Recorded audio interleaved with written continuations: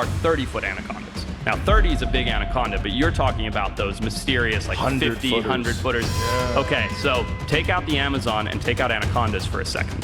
I have a theory that all giant snakes in the Amazon rainforest are descendants of the Titanoboa, so let's get into it, folks. I think we're going to start off today with a giant serpent that was enjoying a very muddy swim. Now, I don't think it's really often that you can go to a beach and stumble upon a terrifyingly huge snake at the shore, but that's what happened in this video. So there was a lone traveler and they came face to face with one of the biggest snakes the world has ever seen, which probably a Titanoboa or a descendant. Now obviously I don't think this is the kind of beach where you just go swimming or you hang out for the day with your friends. It doesn't really look like a very welcoming beach. It's got some very muddy shores and it's got these tall swamps, but it looks like perfect snake haven, so make of that what you will. This behemoth of a snake was instantly recognizable as soon as it appeared on camera. It could be seen slithering its way through the muddy waters towards the nearby swamp, and I don't know about you folks, but I was quite unsettled by the sight. Experts believe the serpent was well over 40 feet in length, which is pretty similar to the proportions of the Titanoboa. Thankfully, it didn't seem to notice the nearby human and just continued on towards the swamp. Look, coming face to face with this prehistoric giant would not have ended very well. We probably wouldn't have had the surviving footage, so it's a good thing the snake didn't turn around and it just kept going and slithering away. Builders in Brazil reportedly stumbled upon a 30-foot long, 990-pound snake at a construction site in the northern state of Pará. This massive reptile was unearthed after a controlled explosion at the cave of Altamira. Video footage that we have today captures the workers chaining the snake to a crane and lifting it to unveil its yellow spotted underbelly. So this kind of got some criticism and backlash from people who saw the snake was chained down and were like, hey, I'm not sure if this is real, but if it is, shame on these people for taking its life. A snake that big has probably been alive for a very long time, just now to be, taken out for a couple of pictures, what a waste. Now folks, we don't know if the snake lost its life during the removal process, but if I'm assuming this is a really old snake and a really big snake, I think it'll take more than just a big crane chaining it down to take its life. I don't know. My guess based off of my expert opinion. Okay, let's see if I can pronounce this next species correctly because I don't believe they have a common name yet. Eunectes acayama. I think I tried. So here's the thing. Technically this was identified as a new species of snake. But going back to my theory that all big snakes are descendants of the Titanoboa, bear with me here. So this 20-foot long Amazonian snake became one of the most notable superspecies to make the new species list this year. This is an apex predator. It slithers around the Amazon rainforest and is massively important to the environment. It keeps quite a few things regulated because, well, their prey habits. It is a predator, it has to consume prey.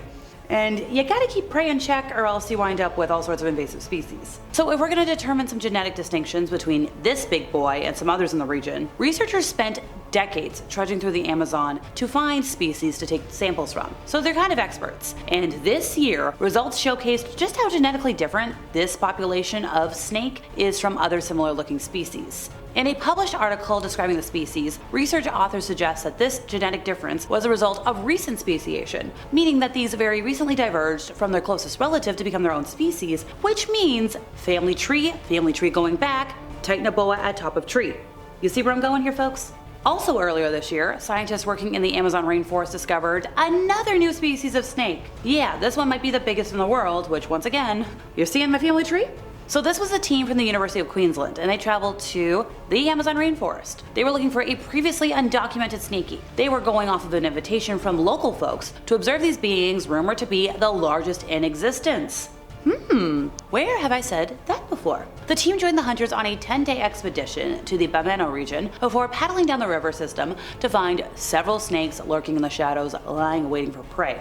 Now this was a statement from Professor Brian Fry, who is a biologist from the University of Queensland, by the way, and he said the size of these magnificent creatures was incredible. Apparently, these snakes were like over 20 feet long, which, once again, patterns of behavior. You see my theory? Now, this was made while filming for National Geographic's upcoming series, Pole to Pole. The team said they had heard anecdotal evidence that snakes of over 24 feet and over 1,000 pounds have been sighted in the area. Now, technically they're classified as green anacondas, which I should have mentioned earlier, but they are the world's heaviest snakes, according to the experts from natural history museums. So the heaviest individual ever reported weighed 500 pounds, measuring almost 30 feet long. So, once again, we're gonna go back to Alexa's theory, which, look, when you think about it, like cryptids, Bigfoot is a species of cryptid, not just a one-off, it kind of all makes sense.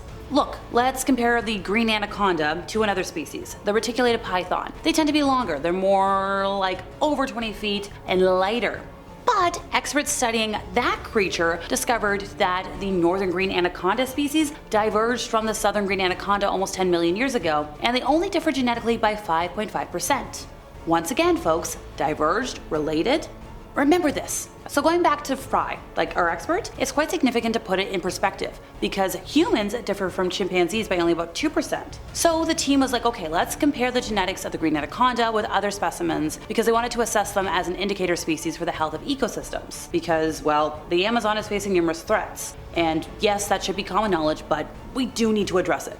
Okay, well let's talk about some uncomfortable encounters in the middle of nowhere, going back to point number 1 from today. Look, there's a video I have of this terrifying snake sighting that happened in a remote river. Now, I don't know exactly which river it is, but use your context clues, folks. Somebody was brave enough to stare directly into the eyes of a Titanoboa while they were in their kayaks.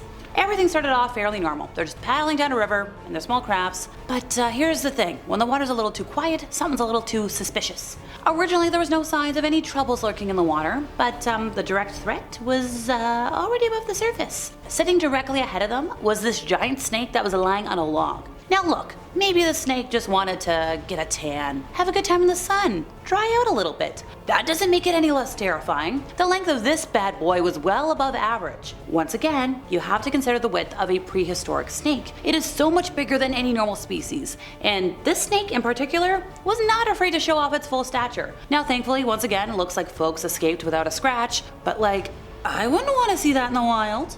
So in 2002, during an expedition to the coal mines launched by the University of Florida and Smithsonian Tropical Research Institute, large thoracic vertebrae and ribs were unearthed by the students Jonathan Block and Carlos Amarillo. Now this was in La Guajira, and a lot of fossils were unearthed over the course of the expedition, eventually adding up to like 186 fossils from 30 individuals. This expedition lasted until 2004, during which the fossils of the Titanoboa were actually mistakenly labeled as those of crocodiles. Which, how on earth do you do that? I have questions. In 2009, Mike Warner, a 74-year-old retired lithographer from Lisburn in Northern Ireland, poured his life savings into a search for the giant snake. He started off by commissioning satellite imagery, and then he organized a 2-week expedition to the Amazon rivers. And all of a sudden, all my expensive hobbies are looking super duper cheap. So being accompanied by his son Greg, they traveled to the region. They wanted to capture evidence of the Titanoboa. They assembled a whole team to carry out aerial surveys of selected areas. Well, after 12 days in the jungle, hazardous weather conditions, hundreds of still photographs, and hours of video, the guys captured a photo of what they claimed to be a gigantic snake, about 40 meters long and 2 meters wide. Now, there's been a lot of debate about how large modern snakes can grow, but 40 meters? Come on, folks, that is a Titanoboa. Now, yes, we do know by now that the Amazon is home to a lot of big snakes, but like 40 meters? Well, that's all for today, folks. I've been Alexa, resident Ookie Spooky Girly. See ya!